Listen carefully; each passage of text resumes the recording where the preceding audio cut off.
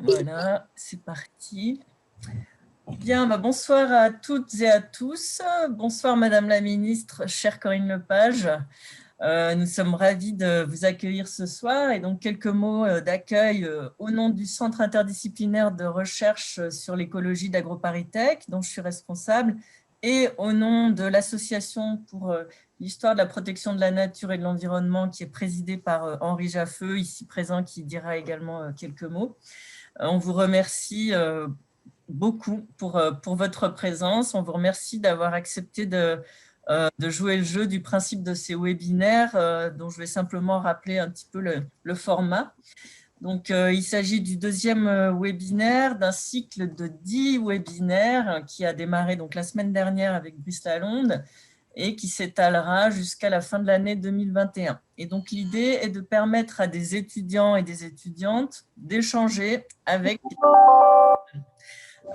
qui ont été en charge de l'environnement et qui ont exercé leurs fonctions entre 1988 et 2018. Donc, ce cycle de webinaires s'inscrit dans le cadre d'une exposition en ligne qui est co-organisée par la HPNE et le CIR à l'occasion du 50e anniversaire du ministère de l'Environnement.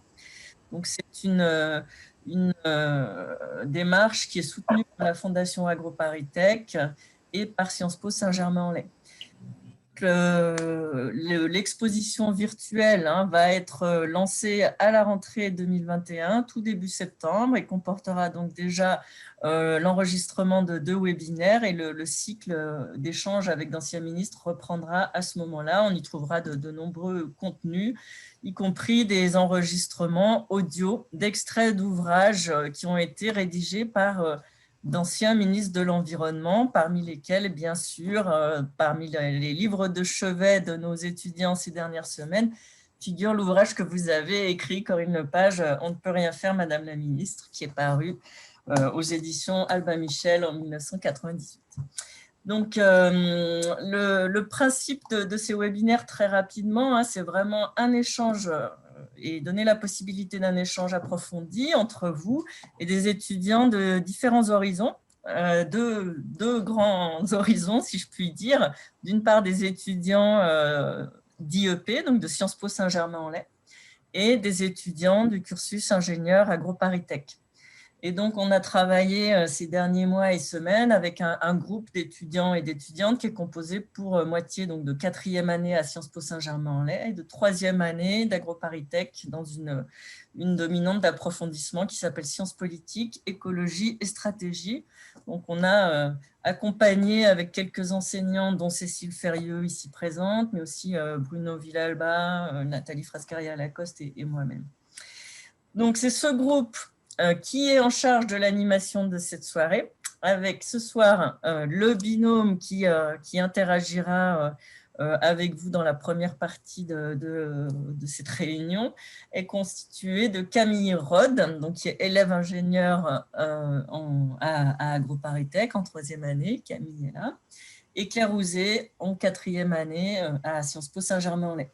Donc, on a prévu également pour les participants, pour le public, un temps où vous pourrez également poser vos questions via le chat. Et donc, c'est le groupe, je crois que c'est Adrien ce soir qui va s'occuper de modérer le chat. Et la dernière demi-heure, a priori, devrait être consacrée aux questions du public qui seront donc relayées par les étudiants. Voilà, sans plus attendre, je vais simplement laisser Henri Jaffeux vous souhaitez également la bienvenue et puis nous pourrons démarrer cet échange. À votre disposition. Bonjour à tout le monde, bonjour Madame la Ministre. Bonjour Monsieur.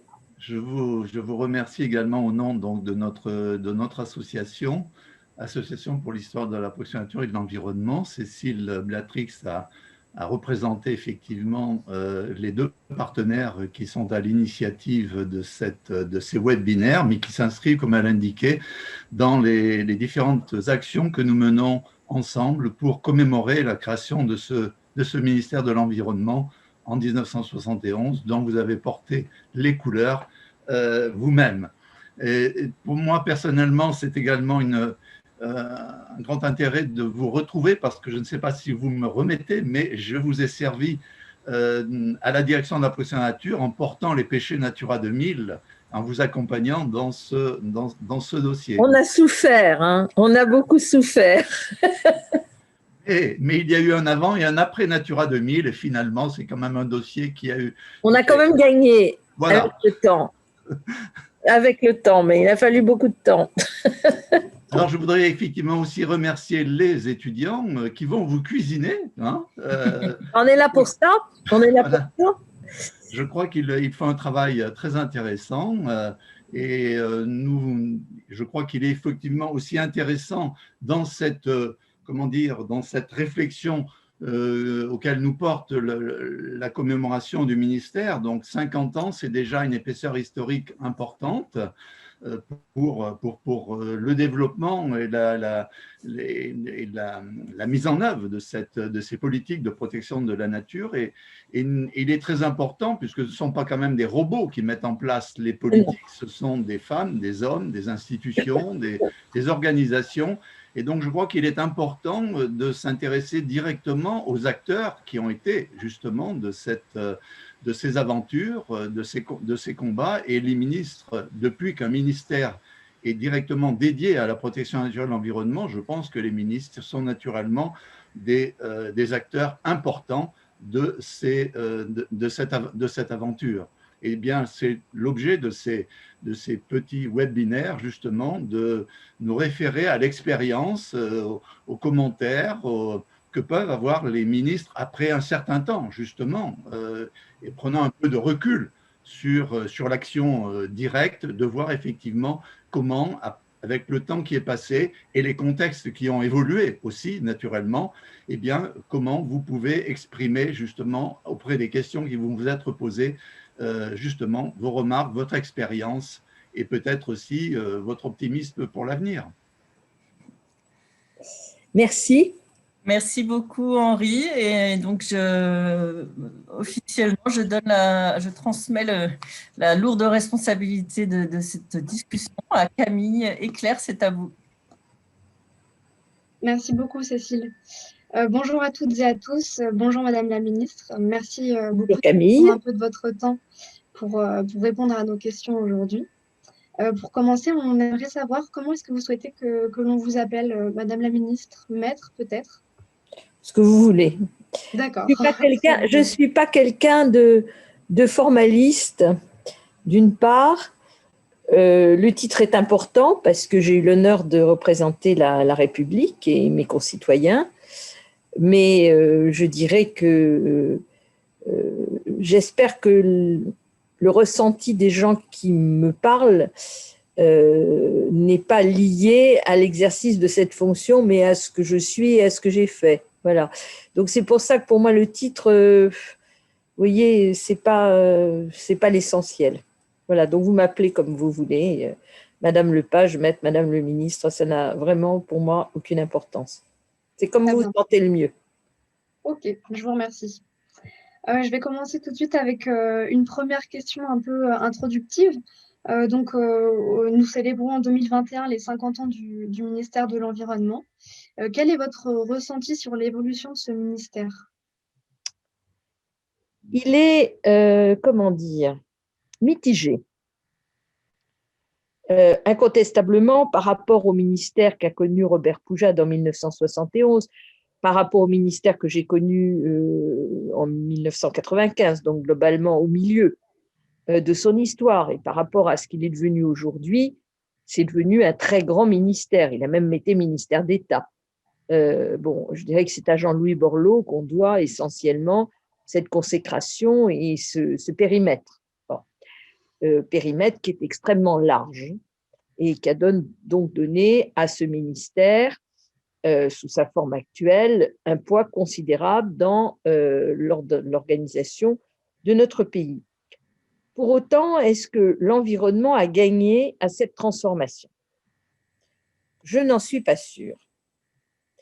Je n'en suis pas sûre parce que j'ai quand même un peu le sentiment que dans la grande bagarre qui, M. Jaffeux s'en souvient, opposait le ministère de l'Environnement à celui de l'Équipement, qui à l'époque était un très grand ministère, alors que nous on était un poids plume, c'est quand même l'Équipement qui a gagné. Je veux dire par là que certes, l'environnement a donné son nom, sous des formes diverses, hein, environnement, écologie, transition écologique et solidaire, enfin ce que vous voudrez, mais dans la vraie vie, c'est l'équipement qui a gagné. Quand vous regardez aujourd'hui la construction du ministère de l'écologie, disons pour simplifier les choses, vous voyez que la direction de la protection de la nature dont parlait M. Jaffeux, elle n'existe plus. Il y a une direction générale des habitats. Dans la direction générale des habitats, vous avez effectivement la nature, vous avez l'eau, mais vous avez aussi les habitats urbains, les habitats artificiels.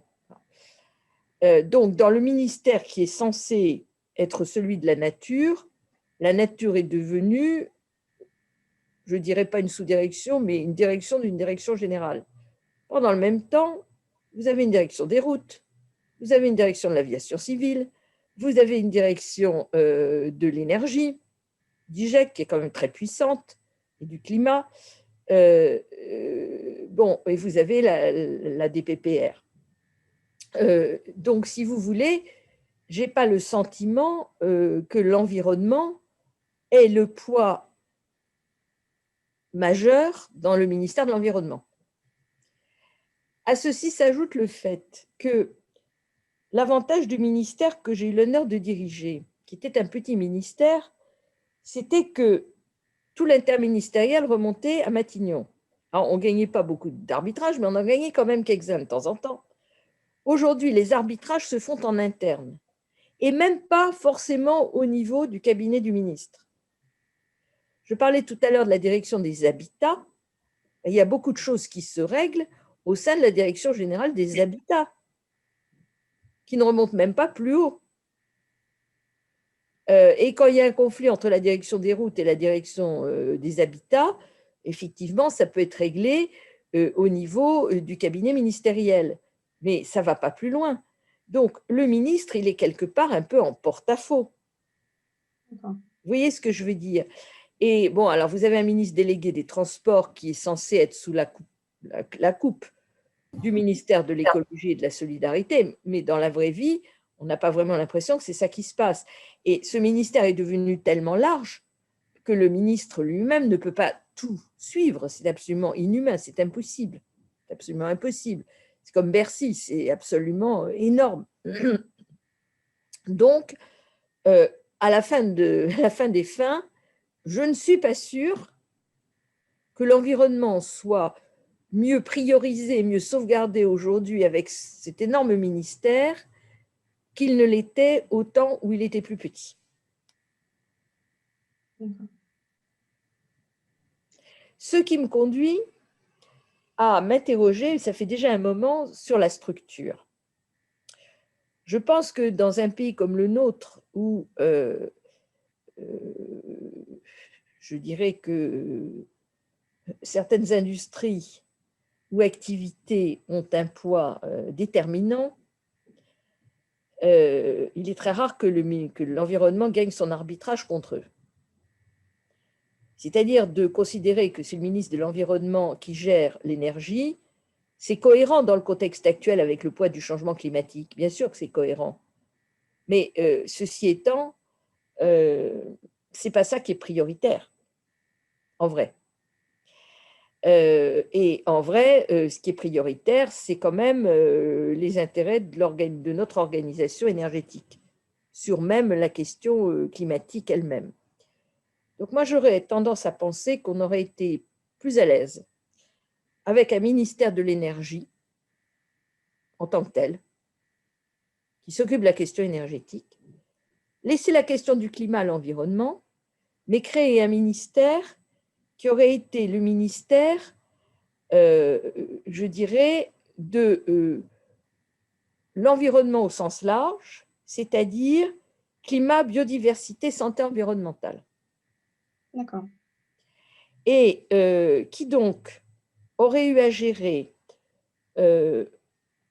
tout l'aspect des ressources de la nature et des ressources naturelles et des risques, l'aspect de la santé environnementale avec la santé publique qui y serait joint, et les consommateurs, ce qui donnerait un continuum entre la prévention et la répression, grâce à la direction de la concurrence, à la DGCCRF, derrière. Il y a quand même aujourd'hui beaucoup de questions à régler qui sont des questions d'ordre sanitaro-environnemental. Je pense que l'environnement et la santé de nos concitoyens y auraient gagné. Et on ne serait pas dans cette fiction qui veut faire croire que c'est l'environnement qui domine les routes, l'aviation civile ou le nucléaire, ce n'est pas vrai. Bon, c'est mon point de vue, hein. On peut ne pas être du tout d'accord avec ce que je viens de vous dire. Très bien, merci en tout cas pour cette précision. Je prends la suite. Mais déjà, bonjour madame, merci de prendre le temps de répondre à nos questions. Dans votre ouvrage « On ne peut rien faire, madame la ministre », qu'on a pu étudier avec madame Blatrix, vous dites qu'au gouvernement, lorsque vous y étiez, vous ne faisiez pas partie du club, Non. que de nombreux hommes ne supportaient pas et ne supportent sûrement toujours pas qu'une personne de la société civile, une femme de surcroît, ait un poste qu'ils estiment leur revient de droit. Qu'avez-vous ressenti et surtout quel positionnement a été le vôtre en tant que membre de la société civile dans une administration qui est déjà bien en place et qui souhaite le rester? Alors, je vous dirais que pour l'époque, mon cas était quand même assez à part. Je n'ai pas fait d'analyse des nominations gouvernementales qui m'ont précédé, mais d'avoir en face du nom d'un ministre société civile, je pense qu'il n'y a pas beaucoup de précédents. Il y en a peut-être, mais il ne doit pas y en avoir des masses. Sûrement pas. Donc, c'était quelque chose qui était original. J'avais une double difficulté. Bon, la première, c'est effectivement celle de ne pas faire partie du club. Je n'appartenais pas au RPR, je n'appartenais pas à l'UDF, ce qui veut dire que toutes les réunions politiques m'étaient fermées. Or, c'était quand même dans les réunions politiques que se décidaient un certain nombre de choses. Je n'y étais pas invitée. Parce qu'il faut bien comprendre que le Conseil des ministres, c'est quelque chose d'extrêmement formel et tout est décidé à l'avance. C'est rarissime. Il peut arriver, dans 2 cas en 2 ans, j'ai vu des choses décidées au Conseil des ministres. Mais c'est rarissime. Ça, c'était le premier problème. Le deuxième problème, c'est la femme. On est en 1995. Le président Chirac et le Premier ministre souhaitaient féminiser le gouvernement. Sauf que c'était quand même une féminisation qui était largement de façade et on s'en est rendu compte avec l'éviction de 8 de mes collègues, puisqu'on était 12, de manière assez violente, 5 mois plus tard. Pourquoi est-ce que je dis que c'était une féminisation de façade? Parce qu'en réalité, d'abord, personne n'avait accès à des ministères régaliens, que des hommes. Bon. Deuxièmement, en fait, pour avoir autant de femmes, dont beaucoup étaient ministres délégués ou secrétaires d'État, on avait fait du saucissonnage de ministères. Par exemple, j'avais une collègue qui était Colette Codaccioni, qui était ministre des générations, du droit des générations, je ne sais pas, quelque chose comme ça. Sauf que la malheureuse, elle n'avait pas le début du commencement d'une direction à sa disposition. Un ministère sans direction, ça ne sert à rien. Ensuite, on avait divisé le ministère de l'Éducation nationale en saucissons. Donc, il y avait un ministre délégué au primaire, il y avait un ministre délégué au secondaire, il y avait un ministre pour les universités, il y avait ensuite un ministre ou un secrétaire d'État pour la recherche. C'est beaucoup. Donc, en fait, les vrais ministres, si je puis dire, il y avait un ministre de la Santé qui était délégué auprès du ministre des Affaires sociales, qui était, comment elle s'appelle, je ne sais plus son nom, qui était une politique, RPR, qui s'est fait débarquer parce qu'elle n'avait pas plu au laboratoire pharmaceutique, c'est-à-dire qu'elle avait essayé de faire bien son travail. C'est pour ça qu'elle a été débarquée, mais elle était ministre de plein exercice. Les autres, qu'est-ce que vous voulez que je vous dise, leurs ministres de tutelle, qui étaient des hommes par-dessus le marché, étaient excédés parce que leur administration partait un peu dans tous les sens quand même, que ces ministres voulaient exister, ce qui est absolument indispensable quand vous êtes ministre. Si vous n'existez pas médiatiquement, ben vous n'existez pas du tout. Et quand en plus vous n'avez aucun pouvoir, si vous n'avez même pas celui de vous exprimer, alors vous n'avez rien à faire de la journée, quoi. Donc, si vous voulez, au bout de 6 mois, tout ce beau monde a été remercié parce que ce soit Jacques Barrot pour le ministère des Affaires sociales ou Bayrou pour le ministère de l'Éducation nationale, ils voulaient récupérer la totalité de leurs compétences. Donc, tout le monde a été remercié, sauf 4 personnes, moi-même, qui avait un petit ministère, mais au moins qui avait son autonomie, Margit Sudre, qui s'occupait de l'outre-mer, Anne-Marie Hydra, qui était secrétaire d'État au transport, qui est restée, mais qui était une fille de femme de caractère et qui ne s'est pas laissée faire, et puis Anne-Marie Couder, qui était secrétaire d'État déléguée au travail. Toutes les autres, elles ont disparu de la circulation. Parce que c'était, encore une fois, des bouts de ministère. Donc, c'était une fausse féminisation. Et évidemment, ensuite, le président de la République et le Premier ministre ont été accusés de tous les maux de machisme, et ce n'était pas tout à fait faux, hein, parce que la manière dont elles ont été débarquées a été particulièrement déplaisante, mais c'est la construction même du gouvernement qui était fautive au départ. Et en fait, c'était une féminisation extrêmement faible, parce qu'encore une fois, vous n'aviez pas de femmes, ministre de l'Intérieur, ministre des Armées, ministre des Finances, ministre même de la Justice.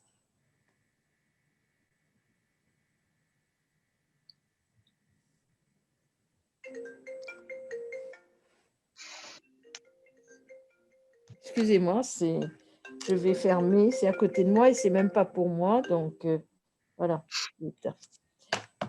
Voilà. Merci beaucoup pour cette réponse qui était très très complète et qui explique en plus très très bien la situation à l'époque. Camille, je te laisse la suite. Oui, sur un autre sujet, vous êtes également avocate engagée sur les affaires qui concernent l'environnement. Vous étiez par exemple avocate, il me semble, partie civile pour le naufrage de l'Erika. Finalement, est-ce que vous vous êtes sentie plus utile en tant que ministre ou en tant qu'avocate? Oh, écoutez, à cette période de ma vie, quand même, où j'ai été plus avocate que ministre, hein, puisque je suis avocate depuis presque 50 ans, 46 ans exactement, je pense que j'ai fait beaucoup, beaucoup plus de choses. Alors, c'est vrai qu'elle a duré aussi, hein. 2 ans d'un côté, 46 ans de l'autre, c'est pas pareil, hein. Mais je pense que j'aurais fait des choses plus importantes, plus marquantes, comme avocate que comme ministre. Vous voyez, demain, par exemple, le Conseil d'État va rendre son arrêt dans l'affaire de Grande-Synthe, demain matin.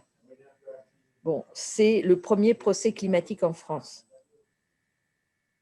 Si on le gagne et qu'on contraint le gouvernement à changer sa copie, j'aurais fait plus qu'un ministre de l'Environnement qui n'y arrive pas. Bon. Hier, oui, c'était hier, j'ai obtenu du tribunal de la Cour administrative d'appel de Lyon un arrêt qui confirme un jugement que j'avais déjà gagné, qui annule l'autorisation de mise sur le marché en France des Roundup à base de glyphosate pour erreur manifeste d'appréciation dans l'appréciation du risque. Bon, c'est quand même assez efficace. Vous voyez, bon, je vous donne ces 2 exemples-là parce que je suis en plein dedans, entre hier et demain. Voilà, je pense que vous parliez de l'Erika tout à l'heure. J'ai fait plus avancer de choses, même alors l'Erika, c'est au niveau international, avec ma qualité d'avocate qu'avec ma qualité de ministre, même si vous avez rappelé le titre du bouquin, je n'ai pas dit « je ne peux rien faire ». Ce que j'ai écrit, c'est « on ne peut rien faire, Madame le ministre », tout simplement parce que quand je voulais faire quelque chose de nouveau, la réponse, c'était toujours c'est pas possible. Rien n'était jamais possible. Donc, j'ai trouvé que c'était... Et j'ai vu avec un sourire aux lèvres la déclaration de Brice Lalonde, pas de Brice Lalonde, de Nicolas Hulot quand il a quitté le gouvernement il y a 3 ans. Sa déclaration à, je ne sais plus si c'était France Inter ou Europe 1, je ne sais plus laquelle, c'est à peu près la 4e de couverture de mon bouquin. C'est-à-dire qu'en réalité, en 20 ans, les choses sont quasiment inchangées. Pas de changement.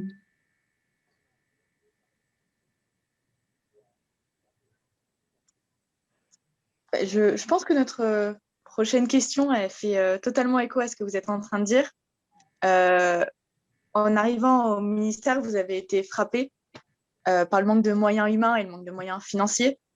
Le manque d'informations aussi qui arrive jusqu'aux oreilles des ministres et la pression des lobbies qui semble rendre l'exercice du poste plutôt difficile, voire parfois impossible.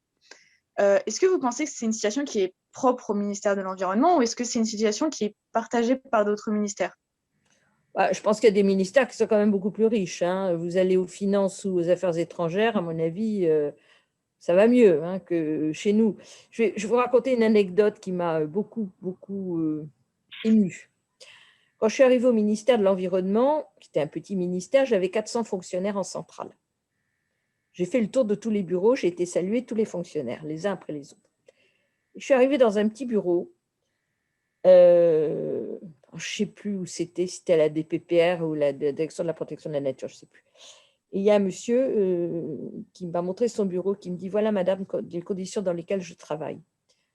Vous m'avez fait annuler il y a un mois une des décisions que j'avais prises. Je voudrais que vous compreniez dans quelles conditions on travaille. » Et franchement, j'étais un peu honteuse de lui avoir fait annuler sa décision au monsieur.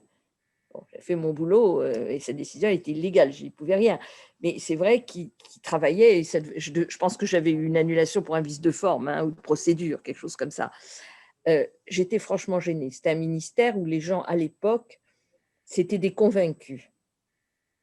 Je veux dire que la qualité des gens qui travaillaient au ministère de l'écologie dans ces années-là était très importante. Les gens qui étaient là, ils n'étaient pas là pour faire carrière.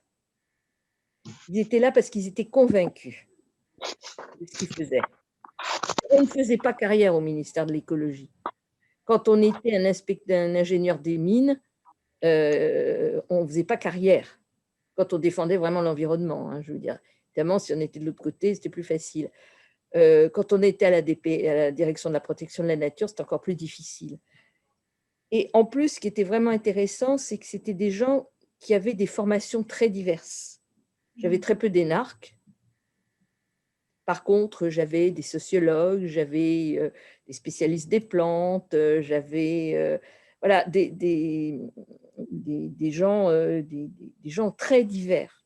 Et c'est ça qui faisait la qualité du ministère. Aujourd'hui, c'est évidemment complètement différent. C'est un ministère qui est beaucoup plus en vue. Je ne dis pas que les gens n'y croient pas, qui sont au ministère aujourd'hui, ce n'est pas ça que je veux dire, mais ce n'est pas du tout la même ambiance. C'est extrêmement différent. Et c'est vrai qu'on avait très peu de moyens, mais des gens très convaincus et qui se battaient vraiment pour l'environnement, profondément. Et ce qui a été le plus délicat, c'est la direction de la nature. On a eu des gros problèmes. Avec de grosses oppositions, notamment sur Natura 2000, auquel M. Jaffeux faisait allusion tout à l'heure, qui a coûté le poste de mon directeur de la protection de la nature, que j'ai essayé de sauver et que je ne suis pas arrivée à sauver. Voilà. Et à sa place, on m'a nommé quelqu'un dont je ne voulais pas. Et quand le monsieur est arrivé dans mon bureau, je lui ai dit « Monsieur le directeur, vous savez que vous êtes nommé contre ma volonté. » Il m'a dit « Je sais. » Voilà. Mais il était là quand même. Voilà. Donc ça vous donne un peu de l'ambiance quand même. Et alors les lobbies, là, on peut en parler pendant des heures. Oui, c'est certain, vous l'avez largement évoqué. Après, nous, notre question, c'était sur les moyens, ça semblait assez évident. Mais c'est vrai que vous avez raison de mentionner que la situation a beaucoup évolué aujourd'hui. Mais c'est vrai que les lobbies, on se demande si vraiment il y en a partout et sont aussi forts dans leur relation avec le ministère, ou c'est vraiment le ministère de l'Environnement qui centralise leur Si vous attention, quoi, parce voulez, que c'est fort. le ministère de l'Environnement, il faut quand même comprendre, pour les grands lobbies, c'est le ministère des enquiquineurs. Parce que on met des normes, on met des sanctions, on essaye de réduire les pollutions, donc on leur coûte cher. Voire même on s'attaque à leur activité directement, parce qu'elle est insupportable. Donc tout ça fait que, et c'est au ministère que ça se passe. Donc ce n'est pas très étonnant, vous ajoutez à ça les chasseurs, les agriculteurs, ça fait beaucoup de monde. Alors, ça rejoint une question, mais bon, moi j'ai tendance à penser que le problème, ce n'est pas tant les lobbies que les décideurs. J'ai souvent eu l'occasion de dire ça. Et ce point de vue, je l'ai beaucoup renforcé quand j'étais député européen, où j'étais encore plus convaincue de cela. Je veux dire par là que le fait que les intérêts économiques expriment leur point de vue, c'est légitime. C'est légitime. Vous voulez prendre une mesure qui va gêner une activité économique, que les gens viennent vous voir en vous disant « Attendez, vous êtes très gentil, mais voilà, ce que vous allez décider, ça va avoir telle et telle conséquence pour mon business. Ça va me coûter tant. Ça risque de créer telle difficulté en termes d'emploi. Ça va me mettre en concurrence avec d'autres qui ont telle et telle règle. » C'est normal. C'est normal. Et dans la décision que le décideur a à prendre, il doit prendre ça en considération.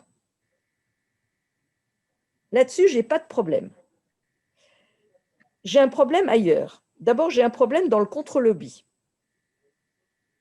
C'est-à-dire que si j'entends ça, je dois entendre aussi ceux qui vont venir me dire les conséquences de l'activité, les raisons pour lesquelles il faut l'encadrer. C'est-à-dire d'entendre les médecins, d'entendre les industries qui, par exemple, sont dans l'agriculture qui est dans le bio, ou les gens qui vont être dans la bioéconomie, ou qui vont être dans le biomimétisme, ou qui vont être dans d'autres types d'activités. Et puis d'entendre les biologistes, les spécialistes des sciences naturelles qui vont expliquer les impacts que cela peut avoir sur la santé des gens ou sur la santé du vivant. Et là, le décideur, il peut décider. Qui n'entend qu'une cloche n'entend qu'un son. Donc on a là un premier problème. Il y en a un deuxième. C'est de savoir à quel stade le lobbyiste va intervenir. S'il intervient au stade où, je dirais, tout est encore ouvert, et on est dans le stade de la réflexion, de la consultation, zéro problème.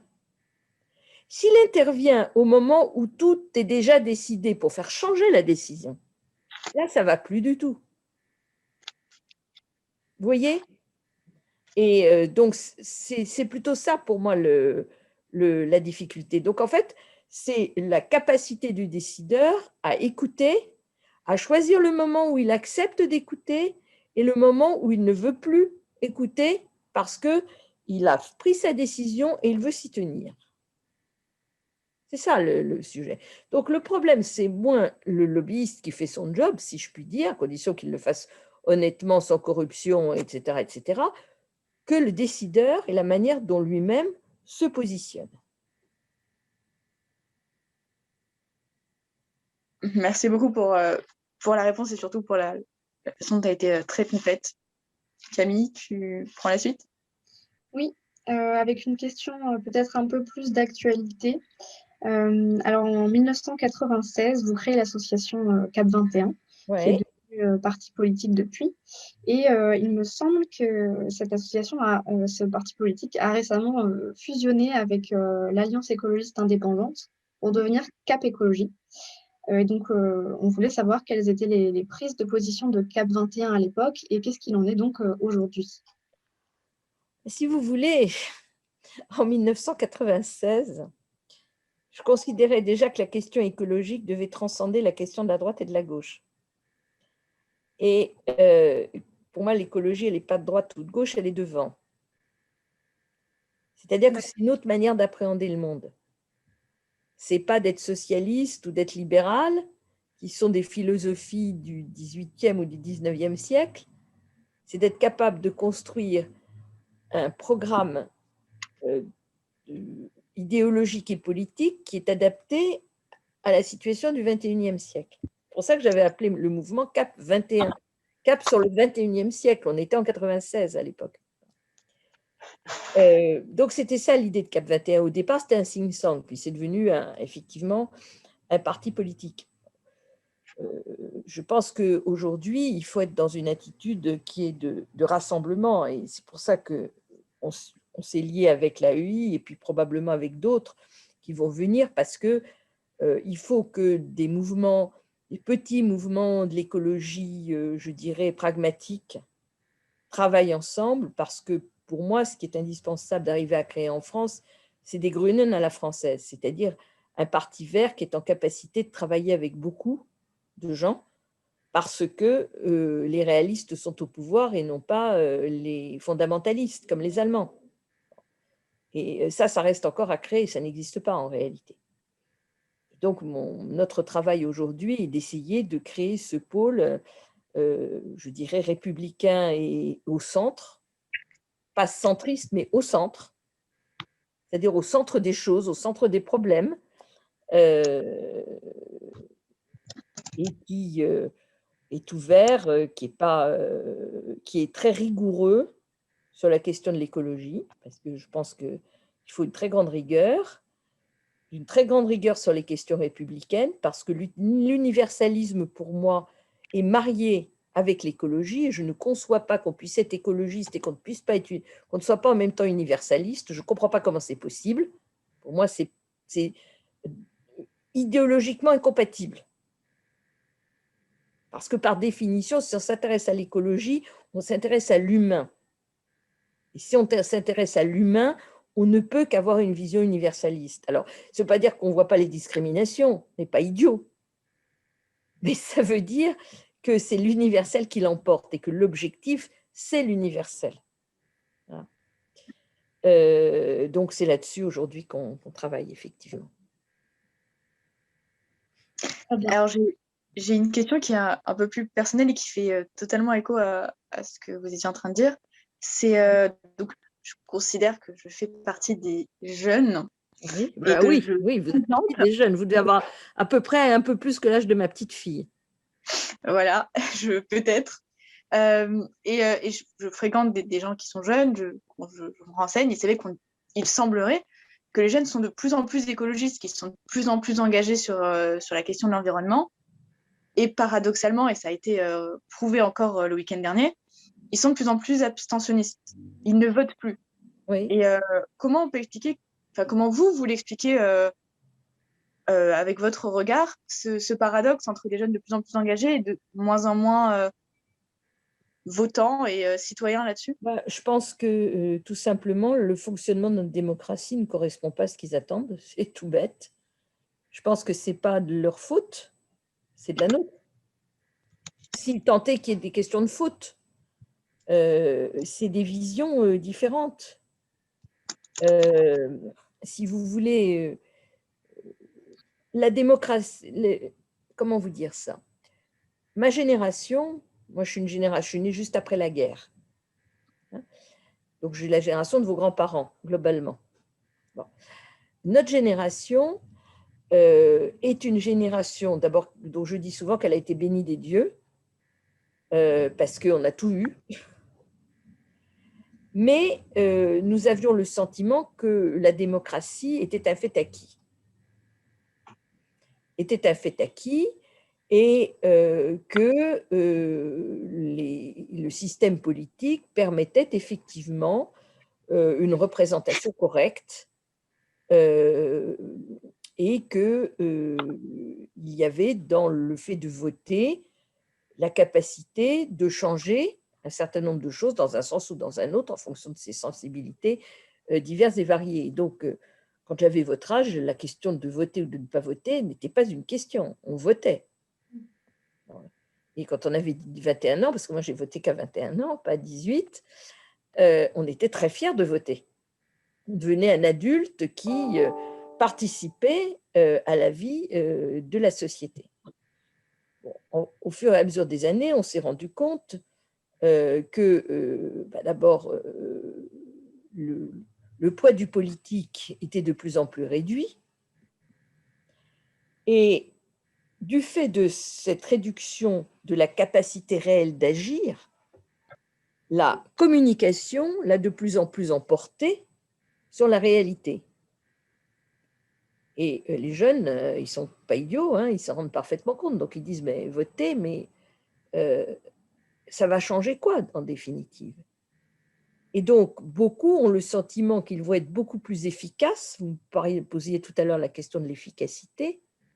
Beaucoup plus efficaces en militant dans des associations, en s'investissant dans telle ou telle action humanitaire qui leur paraît importante, dans la lutte contre le dérèglement climatique, au secours de telle ou telle population, de la défense de tel ou tel droit, plutôt que de voter en disant mais de toute façon ils ne feront rien.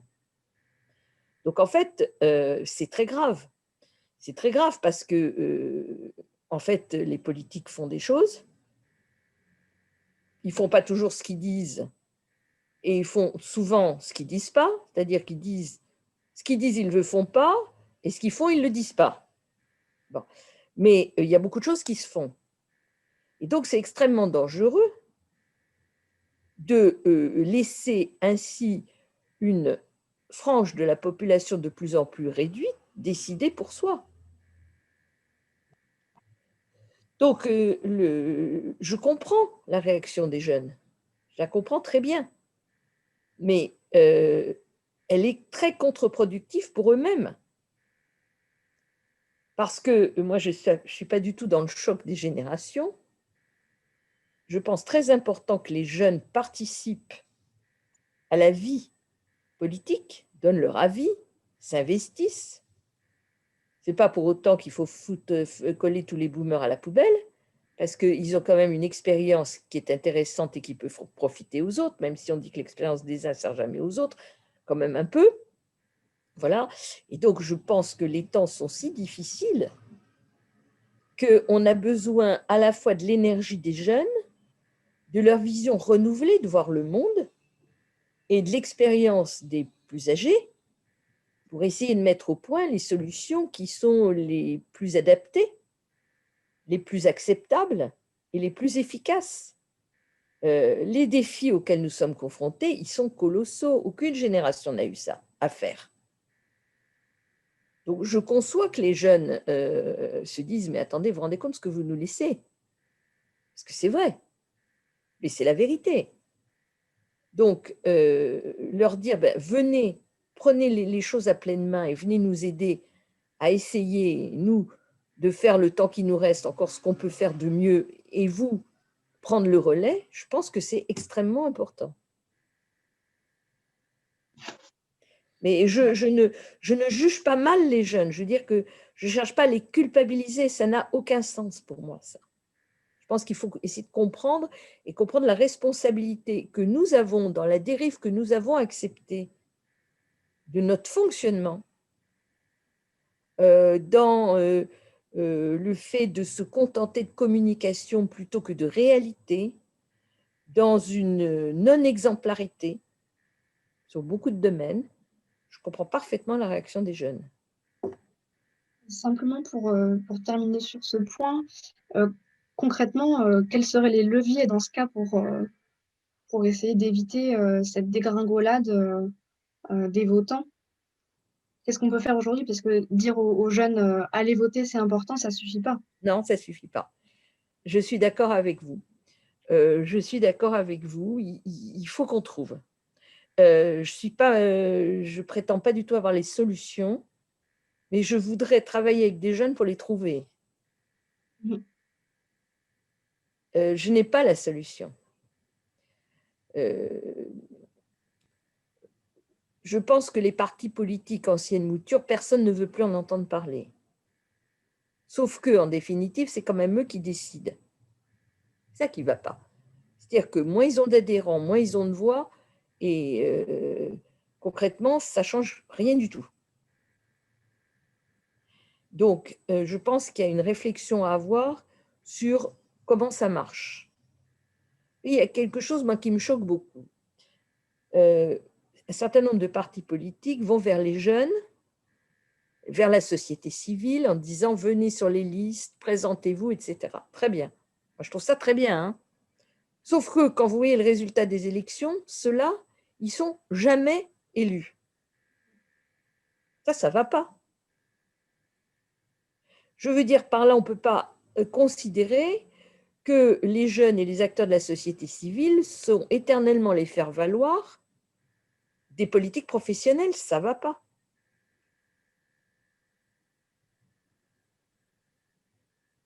Voilà. Mais je suis un peu iconoclaste en vous disant ça, j'en suis bien consciente. Merci en tout cas pour cette part de réponse.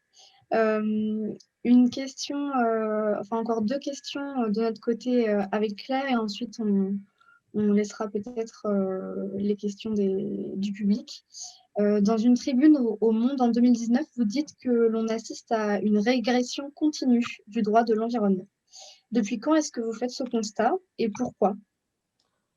Écoutez, je ne veux pas faire de la politique politicienne, hein, mais nous sommes un certain nombre de juristes de l'environnement et nous avons co-signé avec Christian Huguelot une tribune dans Le Monde, c'était là, je pense, avec un certain nombre de profs de droit. Hein, donc, ce n'était pas une tribune politicienne, hein, c'était vraiment une tribune juridique qui mettait en lumière effectivement le fait que depuis 2017, on assistait à une régression très importante du droit de l'environnement.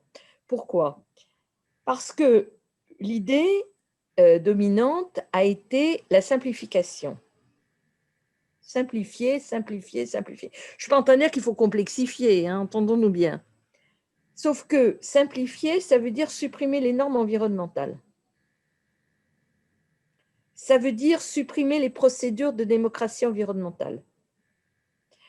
Ça veut dire supprimer autant que c'est possible les études d'impact. Donc, étendre considérablement le champ des installations qui ne sont pas soumises à études d'impact et enquêtes publiques. Supprimer les enquêtes publiques pour les remplacer par des consultations sur Internet qui n'ont strictement aucun rapport. Réduire le champ de la concertation. Qu'est-ce que je peux vous dire d'autre? Enfin, voilà. On a assisté à une relecture du... comment ça s'appelle? Du Code de l'environnement et notamment de la législation des installations classées, qui n'a fait que réduire constamment tout le champ, si vous voulez, d'application des règles. À telle enseigne que le Conseil d'État a fini par se fâcher. Il a fini par se fâcher en disant que ça allait comme ça. Et l'Union européenne se fâche aussi. Donc, si vous voulez, on n'est pas du tout, alors qu'on on affirme un principe de non-régression du droit de l'environnement, on constate qu'en réalité, c'est un peu tout le contraire, quoi. Voilà. Merci beaucoup. Camille, tu avais quelque chose à rajouter? Non, vas-y, je te laisse poursuivre. Dernière petite question pour nous et après on va passer aux questions du chat. Le début de l'année a été assez mouvementé concernant notamment le mix énergétique. On peut penser à la réglementation environnementale 2020 qui a enfin été adoptée. Dernièrement, la polémique autour des éoliennes et le recours aux éoliennes. Vous vous êtes vous-même régulièrement positionné comme une farouche anti-nucléaire. Oui. Qu'est-ce que vous pensez de la politique actuelle et surtout, quelles seraient vos propositions pour améliorer la situation, voire même sortir du nucléaire? Alors, je n'ai jamais demandé à sortir du nucléaire tout de suite. C'est absurde, on ne peut pas. Ce n'est pas la peine de demander quelque chose qu'on ne peut pas faire, ça n'a pas de sens. Mon point de vue sur le nucléaire est un point de vue, je dirais, qui est autant économique qu'écologique. J'ai été pendant très longtemps une opposante au nucléaire à cause du risque. Je suis allée à Tchernobyl, je suis allée à Fukushima, pas Fukushima, mais Fukushima City, 3 mois ou 4 mois après la catastrophe. J'ai mesuré ce que ça voulait dire et je suis remplie de terreur à l'idée que nous puissions en France avoir un pépin de ce genre, tout simplement parce que notre pays n'y résisterait pas. On est un petit pays, en fait, en taille. Et même si on a 551 000 km², vous avez une centrale qui pète dans la vallée du Rhône, par exemple, vous avez un quart de la France qui est foutu. Tout ce qui est la vigne, tout ce qui est le tourisme, tout ce qui est la gastronomie, c'est foutu. Et c'est foutu pour des années et des années. Avec le sentiment que j'ai eu quand je suis allée, alors passons sur l'Union soviétique, mais chez les Japonais, qui sont quand même des gens extrêmement organisés, de ce que ça représentait pour un pays d'être confronté à un problème de ce genre. On n'imagine pas ce que c'est. Mais à cette réflexion-là, s'en est adjointe une seconde, qui est d'ordre purement économique et financier. C'est que ce truc est un suicide financier. Je ne sais pas comment on fait avec ça. Comment on fait avec une société qui a 41 milliards de dettes, qui a devant elle 100 milliards d'investissements pour remettre son parc à peu près à niveau, dans un contexte où le coût du kilowattheure nucléaire est en train de devenir globalement 2 fois à 2 fois et demi le coût du kilowattheure renouvelable. On m'explique comment on fait. Bon, on ne tire pas sur une ambulance, donc j'ajouterai rien sur l'EPR. Enfin, très franchement, qui pense encore en France qu'on va exporter des EPR? Personne. Dire on n'a pas de clients, je vais vous dire. Et c'est normal. C'est normal qu'on n'ait pas de clients. Donc, je pense que c'est une très mauvaise idée. Et que le vrai sujet, ce n'est pas comment dire, la prolongation de la durée de vie des centrales. Ça, je pense qu'on peut avoir une position raisonnable sur le sujet en faisant un rapport coût-avantage, disant, bon, ben, celle-là, disons, il y en a pour 10 millions ou 50 millions ou 100 millions, et ça vaut le coup, parce qu'elle peut encore tourner 10 ans. Et puis celle-là, ce n'est pas la peine, c'est une passoire, on arrête. Donc ça, je pense que si on avait des gens raisonnables, mais quand on parle de nucléaire, on n'est plus dans la raison, c'est ça le problème. Si on a des gens raisonnables et rationnels, on devrait pouvoir s'en sortir. Le vrai sujet, c'est est-ce qu'on en fait d'autres? C'est ça le vrai sujet. Parce qu'en faire d'autres, ça veut dire on repart pour 50 ans ou 60 ans. Est-ce qu'on peut raisonnablement dire qu'on va repartir pour 60 ans avec une technologie qui pose de tels problèmes à un coût aussi astronomique? Ça me paraît délirant. Alors on dit, ouais, mais les Chinois, ils en font. Ouais, c'est vrai que les Chinois, ils en font. Mais les Chinois, ils en font aller à 5% de leur production électrique, pas à 70% comme nous. Puis les Chinois, c'est très grand, la Chine. Ce n'est pas le même sujet que chez nous. Donc voilà, tout ceci fait que, effectivement, je pense que c'est une très mauvaise idée. Alors, ça a une deuxième conséquence, c'est qu'à cause de ça, on a complètement bloqué le développement du renouvelable en France. Ce qui fait qu'on n'a pas de grandes filières, on n'a pas de grandes entreprises productrices d'énergie renouvelable. Et c'est quand même très embêtant parce que c'est un grand domaine de développement. Et de surcroît, on n'est pas du tout dans les clous pour nos obligations communautaires en ce qui concerne les énergies renouvelables. Donc, on est dans un corner. On est dans un corner. Donc, moi, je pense qu'il faut développer massivement le renouvelable, tout simplement parce que c'est un moyen de développer nos territoires, que l'acceptabilité, elle ne pose aucun problème quand c'est des projets locaux portés par les communes et les habitants. Il y a zéro problème. Là où il y a des problèmes, y compris avec les éoliennes, c'est quand c'est des sujets qui sont portés par des entreprises qui viennent, je dirais, sur des territoires qui n'en veulent pas, avec ce qu'on trouve dans bien d'autres domaines, c'est-à-dire je me conduis en terrain conquis. Voilà. Je suis chez moi, je fais ce que je veux, je fais mon projet, je vous enquiquine. Ça ne marche pas. Ça ne marche pas pour les éoliennes, mais ça ne marche pas pour le reste non plus. Hein, ça ne marche jamais. Voilà. Donc, je pense qu'avec tout ce qu'on appelle l'autoconsommation collective, avec ce qu'on appelle tout ce qui est le photovoltaïque, l'utilisation des toits, l'agrivoltaïsme qui se développe aujourd'hui, on a une capacité de développement économique absolument formidable, d'autonomie des territoires, de gains financiers pour les acteurs locaux, tout simplement parce qu'il n'y a plus de frais de transport, parce qu'il y a une grosse déperdition de l'énergie. Quand une centrale nucléaire produit 100, vous avez 33 à votre prise. Voilà.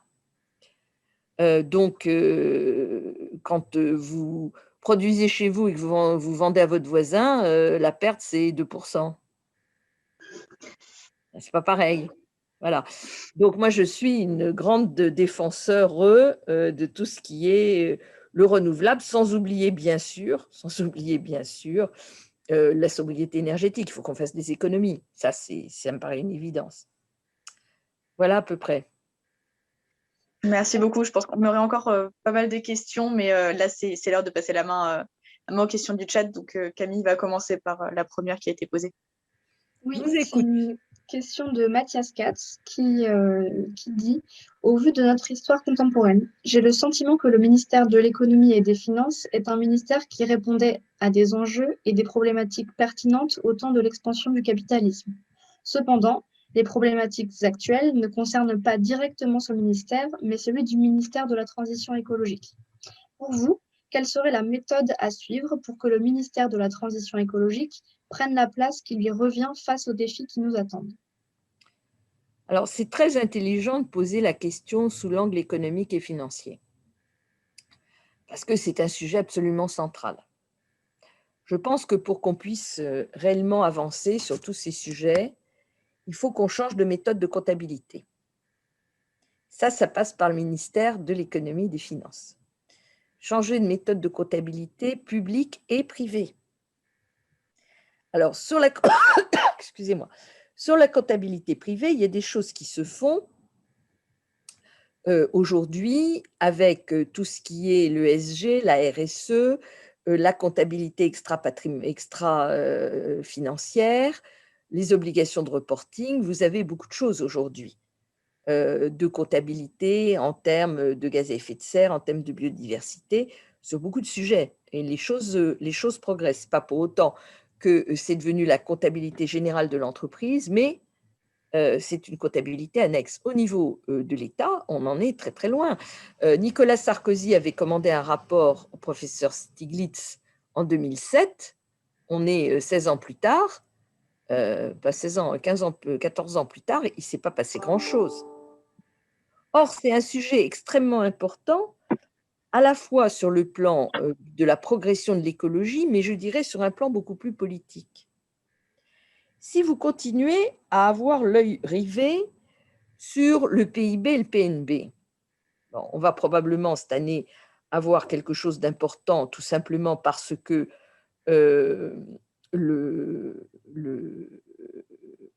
la reprise suite au Covid fait que ça va avoir un taux qu'on n'a pas eu depuis des années. Enfin, on a tellement perdu l'année dernière que ça ne compensera même pas. Puis ensuite, on va revenir à des taux de progression d'1%, 1,5%, 2% les grandes années. Ça fait rêver personne. Excusez-moi, mais 1,5% ou 2% de croissance, ça fait rêver personne.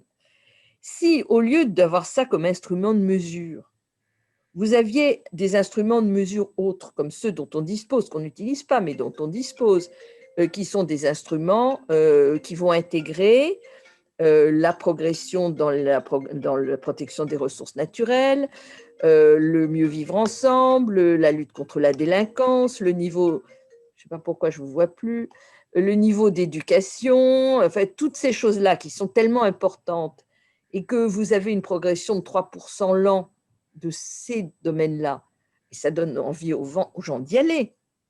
C'est complètement différent. Vous orientez la société de manière complètement différente. Donc, ces sujets-là sont extrêmement importants. Alors, ceci étant, le fait est qu'aujourd'hui, il y a quand même quelque chose de très nouveau et de très important, c'est la taxonomie européenne. La taxonomie européenne, à mon avis, change la donne. Alors, je ne sais pas si vous avez un peu travaillé sur ce sujet dans le cadre de vos études, mais la taxonomie européenne, c'est, comment dire, une évaluation, une définition et une évaluation de ce qu'on appelle un investissement durable. Donc, vous avez 6 grands domaines qui ont été définis par les règlements communautaires. Et ce qui est très nouveau, c'est que non seulement pour être durable, un investissement doit s'inscrire dans un de ces 6 secteurs, mais par-dessus le marché, il ne doit pas nuire aux autres.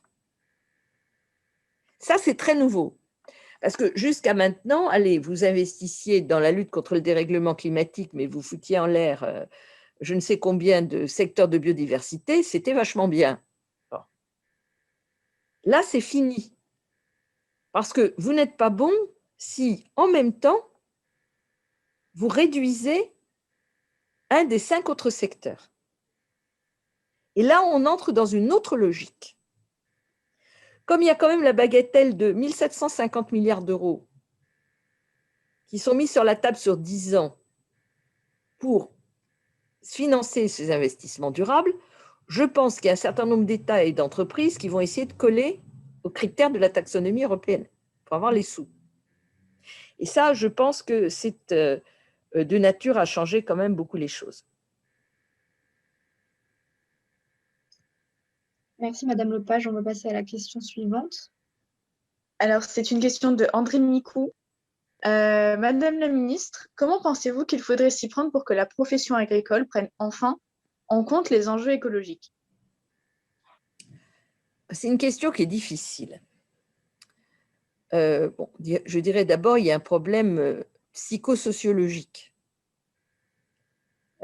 qui est le fait qu'on a une profession agricole qui a le sentiment que tout a été, que tout le monde est contre elle, qu'il y a de l'agrophobie qui n'existe pas nécessairement, mais enfin ça c'est un autre sujet.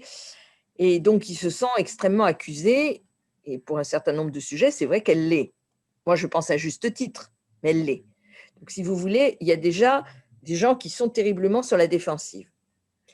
Et donc quand vous êtes sur la défensive, ben, vous attaquez les autres, c'est normal, c'est humain, c'est comme ça que ça marche.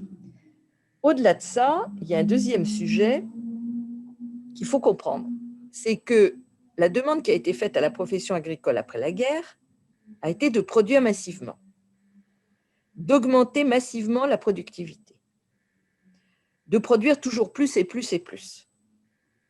Et pour les aider à produire plus et plus et plus, l'agrochimie a mis au point toute une série de produits qui sont devenus de plus en plus toxiques dans la mesure où, à mesure que la terre se dégradait, il fallait de plus en plus d'engrais pour compenser une terre à moitié morte et de plus en plus de pesticides, d'herbicides, fongicides et autres cides divers et variés pour protéger les dites plantes, qui étaient fragilisées précisément par le contexte dans lequel elles vivaient. Et ça, c'est le modèle qui a été mis en place, avec des agriculteurs qui sont complètement dans les mains de coopératives dont ils sont les coopérateurs, mais dont en fait ils sont les otages, qui leur vendent les semences et tout ce qui va avec, et qui de surcroît ne leur permettent même pas de vivre décemment. Donc, on leur demande de changer. Il faut qu'ils puissent le faire. Il faut qu'ils puissent le faire, c'est-à-dire produire suffisamment pour gagner leur vie. C'est pour ça qu'ils vous disent, mais je n'ai pas d'alternative, parce qu'effectivement, dans le système dans lequel ils ont, il n'y a pas d'alternative chimique. Il y a des alternatives non chimiques. Et des alternatives non chimiques, elles impliquent une autre manière de travailler, qui de surcroît est très importante pour tout ce qui concerne la capture de carbone. Donc, il faut les aider financièrement. Moi, je suis assez inquiète de la PAC qui vient d'être décidée à Bruxelles, parce que j'ai lu un peu ce qui a été écrit dessus, ça ne va vraiment pas assez loin dans ce domaine-là.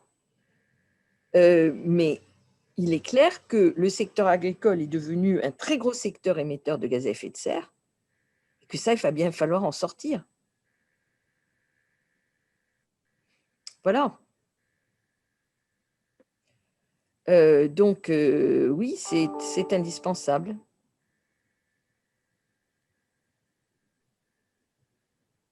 Merci beaucoup.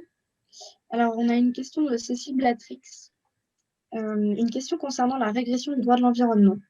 Cette régression du droit de l'environnement n'est-elle pas entamée dès 2012 avec les États généraux de la modernisation du droit de l'environnement? Si, probablement. Probablement, mais enfin, je dirais entre 2012 et 2017, on a quand même eu des lois qui ont été des lois très intéressantes. La loi pour la croissance verte ou la loi sur la biodiversité, c'est quand même des lois qui ont fait avancer les choses. Alors, je ne dis pas qu'il n'y ait pas eu de régression, mais je dirais que l'un mis dans l'autre, la loi sur la biodiversité avec la séquence ERC, c'est quand même pas mal. Et on avait quand même un ministre de l'Environnement qui avait un vrai poids politique et qui était capable d'obtenir des arbitrages. Parce que c'est ça aussi. Hein.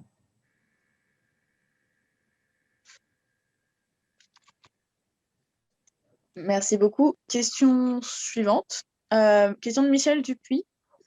Madame, quand vous étiez ministre, quelle était votre relation avec les médias? Vous êtes-vous appuyée sur les médias pour faire pression pour soutenir vos projets? Un peu, mais pas beaucoup. Pas assez. J'ai eu un directeur de cabinet qui était à cet égard un ogre. Parce qu'il était chargé de me, allez, j'ai employé un vilain mot, de me fliquer et de faire en sorte que surtout je ne fasse pas trop de vagues. Et donc, je n'ai pas pu m'appuyer autant sur la presse que j'aurais voulu le faire. Parce que j'étais tenue, c'est tout. Voilà. Et puis, je dirais qu'il y a eu un deuxième point, mais ça, c'est un choix que j'ai fait. C'est un choix que j'ai fait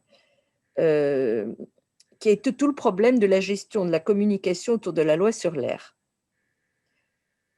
On voit avec 20 ans de recul qu'il y avait énormément de choses dans la loi sur l'air. Elles n'ont pas été appliquées, ça c'est une chose. Et ce n'est pas parce qu'elles n'ont pas été appliquées qu'elles n'y étaient pas. Au contraire, j'allais dire. Lorsque j'ai défendu cette loi, avec les adjonctions que le Parlement y a ajoutées, qui étaient très importantes, parce que les arbitrages qui avaient été rendus au niveau du gouvernement n'étaient pas les bons. Lorsque la loi a été votée, j'ai eu deux possibilités. La première, c'était d'expliquer tout ce que cette loi recélait en possibilités et d'avoir le risque qu'elle ne soit pas votée, ou de faire profil bas et de faire en sorte qu'elle soit votée. C'est le choix que j'ai fait. Ce qui fait que, par exemple, quand je me souviens, un parlementaire communiste m'a dit, Madame, avec votre loi, on ne pourra jamais limiter la circulation automobile. Je lui ai dit, si, monsieur le député, elle pourra. Il m'a dit, non, je ne suis pas rentrée dans les détails. Je lui ai dit, je vous assure que si, vous verrez. Mais je ne suis pas allée plus loin. J'aurais pu lui dire le pourquoi du comment, parce que moi, je le savais. Je ne l'ai pas fait. Donc, si vous voulez, j'ai fait le choix de jouer bas de gamme. S'il n'y avait pas eu la dissolution et que j'avais pu sortir les décrets d'application en temps et en heure, ce qui n'a pas été le cas, la loi, elle aurait été appliquée. Mais bon, je suis partie et les décrets ne sont pas sortis.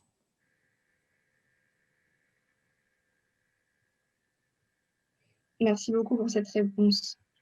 Alors, on a une question d'un étudiant, Adrien Dezingue. La position fixe de l'Union européenne sur la concurrence, la dette publique, donc l'investissement public et la fiscalité, et l'inflation n'entravent-elles pas la conduite et l'application d'une politique écologiste? Si, bien sûr. Mais ce que je vous ai dit tout à l'heure sur la taxonomie est quand même en train de changer un peu les choses. Sur la fiscalité, bon, jusqu'à maintenant, on a échoué sur une fiscalité carbone, mais on va finir par y arriver. On va mettre une taxe carbone à nos frontières. De toute façon, on a besoin d'argent. Donc, on ne le fera pas pour l'écologie, mais on le fera pour l'argent que ça va rapporter. Donc, très bien. Moi, je prends ce qui vient, hein, je vais vous dire. Il faut qu'on fasse payer le carbone. Si vous voulez rendre rentable les investissements dans la sobriété énergétique ou dans les énergies renouvelables, il faut taxer le carbone. Sinon, on n'y arrivera jamais. Comment voulez-vous arriver à réduire de 55% nos émissions de gaz à effet de serre si le carbone vaut zéro? Ce n'est pas possible. Ça ne marchera jamais. Bon, là, maintenant, on est au pied du mur. On voit bien qu'on est à la catastrophe, donc il faut bien faire quelque chose. Donc, je pense que ça va le faire. Et puis, on voit quand même avec les changements qui sont intervenus avec la Covid, avec la garantie qu'a donnée la BCE aux dettes des États, qu'on est quand même dans un changement de perspective qui devrait conduire, me semble-t-il, à sortir les investissements, avoir une vision différente de ce qu'est les dépenses de fonctionnement et les dépenses d'investissement pour calculer les déficits. Ce n'est pas du tout la même chose quand vous investissez sur le moyen et le long terme et quand vous financez du fonctionnement. Ça n'a rien à voir. Et pour certaines dépenses d'investissement, à mon avis, elles devraient être hors 3%. Ce serait logique. Enfin bon, c'est pas, ce que je dis n'est pas très orthodoxe sur le plan des finances publiques, j'en suis bien consciente. C'est pas grave, on fera avec et merci beaucoup. Une question de Aude Farinetti. Bonjour madame. Ne pensez-vous pas que l'essor du contentieux environnemental en général et singulièrement du droit de la responsabilité est la conséquence de l'impuissance ou de l'absence de volonté de l'État à imposer la protection de l'intérêt général? Oui, bien sûr. Bien sûr. Moi, je suis absolument, comment dire,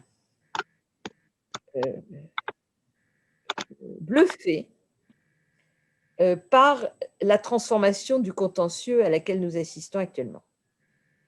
Ce qui se passe dans ce qu'on appelle la justice climatique est quelque chose que je n'aurais jamais imaginé vivre. On assiste depuis l'arrêt Urgenda aux Pays-Bas en 2019, la Cour suprême des Pays-Bas, à une série de décisions dans le monde entier qui transforment complètement, je dirais, l'organisation juridique et les rapports de force. C'est-à-dire qu'en face d'États qui prennent des engagements qui ne le tiennent pas, ou qui n'en prennent pas d'ailleurs, vous avez des acteurs de la société civile qui saisissent les juges pour contraindre les États à agir, et les décisions qui sont rendues dans un pays servent aux autres pays. C'est-à-dire qu'on est en train de construire un droit international qui part de la base au lieu de partir du sommet. Jusqu'à maintenant, le droit international, c'était issu de l'Organisation westphalienne du monde. Les États contractent entre eux par des conventions internationales qui s'appliquent. alors qui s'appliquent plus ou moins selon les systèmes juridiques des uns et des autres. Enfin, on ne rentre pas dans les détails. Là, on est sur autre chose. On est sur des juges qui disent, attendez, vous vous êtes engagé, ouais, c'est pas contraignant, eh ben, je suis désolée, vous ne fallait pas prendre l'engagement, vous allez quand même le tenir. Point 1. Point 2, le climat est devenu un tel problème que c'est les droits humains qui sont en cause. Alors, quand vous êtes en Europe, on vous dit c'est droit à la vie, article 2 de la Convention européenne, droit, article 8, droit à une vie familiale normale. Quand vous êtes au Brésil, où il y a une décision qui vient d'être rendue, on vous dit c'est les droits de l'homme de la Convention interaméricaine des droits de l'homme, peu importe. Et la Cour de Karlsruhe en ajoute une louche en disant, et en plus, vous devez prendre en compte les droits et libertés des générations futures. On est dans un bouleversement complet du système juridique. Et vous ajoutez à ça la décision qui a été rendue il y a 15 jours aux Pays-Bas à l'encontre de la société Shell, qui vient dire à la société Shell, vous allez réduire vos émissions de gaz à effet de serre de 45% en 10 ans, mais attention, les 45%, ce n'est pas seulement pour vous, dans le cadre de votre production, ce n'est pas seulement pour vos sous-traitants et vos co-traitants, mais c'est ce qu'on appelle dans les accords de Paris le scope 3, c'est-à-dire vos clients. Et vous êtes redevable d'une stratégie qui va vous permettre de faire en sorte que vos clients réduisent de 45% leurs émissions de gaz à effet de serre. Je ne sais pas si vous mesurez la révolution juridique que c'est. Et ce n'est pas un hasard si on voit maintenant arriver dans la bouche d'un certain nombre de personnes et de politiques des réactions consistant à dire les tribunaux, on en a ras-le-bol. Ça va, ça suffit. La Cour suprême, il y en a marre. La Cour européenne des droits de l'homme, il y en a assez. La Cour de justice de l'Union européenne, ça va comme ça. Sauf que c'est un mouvement qui est planétaire et à mon avis, la puissance est telle que je ne vois pas comment il y a quelqu'un qui écrit l'état inerte, on en a marre aussi. Oui, je suis d'accord avec ça. Il y a vraiment quelque chose d'extrêmement puissant et ça, je trouve ça, c'est un ballon d'oxygène absolument extraordinaire. Je ne sais pas si ça suffira, mais au moins il se passe quelque chose. Ça, c'est déjà bien. Merci pour cette note positive. On a une dernière question dans le chat de Nathalie Frascaria. Bonjour madame, pensez-vous que la séquence ERC, éviter, réduire, compenser, est réellement efficace pour la biodiversité elle-même? Alors, réponse, elle devrait l'être. Réponse, elle ne l'est pas. Alors, elle devrait l'être. Pourquoi ? Parce que l'idée consistant à dire il faut d'abord éviter de toucher aux espèces. Si jamais on ne peut pas faire autrement, il faut réduire au minimum l'impact. Et ce qui reste, il faut le compenser totalement, ce n'est pas idiot. Je trouve que c'est plutôt cohérent. La manière dont c'est appliqué, ça ne va pas. Pourquoi ? Parce que éviter, il n'y a pas, réduire, pas beaucoup, et compenser, oui, mais quelle est l'efficacité ? Parce que la compensation, elle résulte de conventions de droit privé. Je vais prendre un terrain à tel endroit où je vais geler ce terrain pendant X années. Déjà, on peut discuter de ça, qui va permettre de redonner, de compenser en termes de biodiversité. Très bien. Moi, je suis le maire de la commune. Le terrain en question, qui est classé au PLU, au hasard, en zone naturelle, je le classe en zone urbaine parce que j'ai besoin de faire des lotissements. Qui est-ce qui va m'en empêcher ? Rien du tout. Alors ensuite, il peut y avoir des recours en disant ouais, c'est une zone naturelle, article de non-artificialisation des sols, etc., etc. Mais vous voyez bien qu'il n'y a pas de blocage. Il faudrait que ce soit non seulement une servitude privée, mais publique.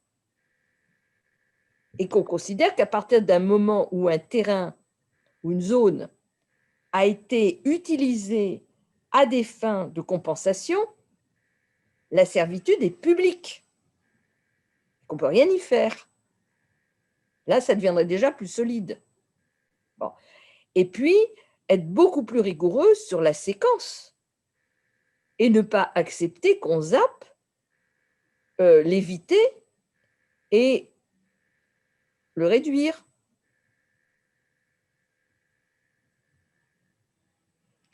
Voilà. Merci beaucoup. En fait, c'était un faux espoir. Il en reste encore une de question. Alors, j'espère que je n'écorche pas le nom et le prénom. C'est une question de Brioque Pilorget. Bonsoir madame. Ce matin sur France Info, Nicolas Hulot a dit que la fusion du ministère de l'Environnement et du ministère de l'Agriculture permettrait de mieux comprendre et surtout de mieux prendre en compte l'environnement. Quel est votre avis sur cette fusion des ministères? Écoutez, très franchement, si c'est pour faire la même chose que ce qui s'est passé avec l'équipement, honnêtement, non. Non. Non. Je ne crois pas. Ensuite, c'est une question de priorité. C'est une question de priorité. La question, elle est dans les arbitrages. Si vous fusionnez les deux, que les arbitrages se font en interne et que c'est encore l'agriculture qui gagne parce qu'ils sont plus puissants au sein du ministère de l'écologie, comme ça se passe avec l'équipement, honnêtement, ça ne sert à rien. J'aime mieux avoir un ministre de l'Environnement qui va se battre à Matignon pour gagner ces arbitrages plutôt qu'une fusion à l'intérieur du ministère. Voilà, donc moi, je ne suis pas fanatique de ça. Par contre, la solution que j'ai proposée tout à l'heure, qui donnerait toute la dimension santé au ministère de l'Environnement, je pense qu'elle serait de nature à renforcer considérablement son poids au regard de l'agriculture. Merci beaucoup. Encore une autre question. Finalement, ce n'est jamais la dernière. Camille, je te laisse la poser. Oui, c'est Monsieur Henri Jaffou qui explique. J'entends votre argumentaire contre l'énergie nucléaire, mais le déploiement des éoliennes au sol et en mer et des centrales photovoltaïques au sol sont massivement un facteur d'artificialisation des espaces naturels, destructrice de la biodiversité, qui s'ajoute aux facteurs anciens toujours présents, alors que l'on a un objectif de zéro artificialisation nette, pardon. Ce débat n'illustre-t-il pas toujours le même rapport de force en défaveur de la biodiversité et de la protection de la nature? Alors, j'aurais une position un peu plus nuancée. En ce qui concerne les centrales solaires au sol, on développe quand même beaucoup aujourd'hui, moi j'en vois beaucoup au bureau et je travaille sur ces sujets-là, ce qu'on appelle l'agrivoltaïsme. C'est-à-dire le fait de construire des centrales solaires qui ne sont pas collées sur le sol, mais qui permettent le maintien d'une agriculture, par exemple au-dessus des vignes, et qui pourrait être une solution de surcroît à la sécheresse et aux intempéries qui concernent les vignes, et qui permettent en tout cas le pastoralisme. Donc, on arrive à concilier une non-artificialisation des sols avec du photovoltaïque. Ça, on commence à trouver des solutions qui sont intelligentes. Sur la question des éoliennes, il y a deux sujets. Il y a la question du paysage, qui est un premier sujet, et il y a la question de la biodiversité, qui est un deuxième sujet, c'est-à-dire des oiseaux, essentiellement. Parce que l'emprise au sol des éoliennes, c'est quand même pas colossal. Le problème, c'est les pales et les oiseaux. Bon. Ce que j'ai vu des études qui sont sorties il n'y a pas très longtemps du muséum, je crois que c'est le muséum d'histoire naturelle, c'est que oui, il y avait un petit impact sur la faune, c'est vrai, mais qu'il était beaucoup moins important que l'impact, par exemple, de l'agriculture chimique sur les oiseaux et les pollinisateurs et le reste. Voilà. Alors, ceci dit, ce qui est vrai, c'est que sur la question énergétique, il n'y a aucune énergie qui est parfaite, ça n'existe pas. L'énergie parfaite, c'est celle qu'on ne fabriquera pas et dont on n'aura pas besoin. Donc, moi, ce que je vois quand même dans l'éolien, c'est que c'est quand même relativement facilement démontable. Pour moi, l'éolien est une solution de transition. Je ne pense pas du tout que ce soit une solution pour tout le XXIe siècle. Enfin, le jour où on ne veut plus d'une éolienne, on est quand même capable de la démonter. Le jour où on ne veut plus d'une centrale nucléaire, la démonter, c'est quand même une autre paire de manches. Voilà. Donc, sur la question de la réversibilité, je pense qu'il y a quand même un avantage à l'éolien. Merci beaucoup. Je crois qu'on a plus de questions. Ben, écoutez, très bien. On a fait le tour, on a réussi à tout Et ben, voilà. à répondre à tout. Ben, merci. Merci beaucoup. Je vous en prie. Très bien, nous avons parfaitement tenu notre timing d'1h30 de webinaire. Donc, je vous remercie encore. Je vous en prie. Chère Corinne Lepage, on va suivre ce qui va se passer demain avec beaucoup d'intérêt et ce qui va se passer bien sûr dans les semaines et les mois suivants. Et on vous donne rendez-vous à la rentrée pour la suite du webinaire et le lancement de notre exposition. Bonne soirée à toutes et tous. Merci. Au revoir. Bonne soirée, Madame la Ministre. Au revoir, merci beaucoup. Au revoir. Au revoir.